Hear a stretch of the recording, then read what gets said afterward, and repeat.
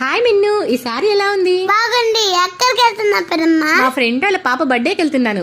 నేను వస్తా ప్లీజ్. అంటే చింటూ మింటూ బిట్టు కూడా వస్తారు. ప్లీజ్. ఓకే, మనిద్దరం వెళ్దామా? ఓకే. నా డ్రెస్ వెయిట్, సైడ్ డ్రెస్ వేసుకో.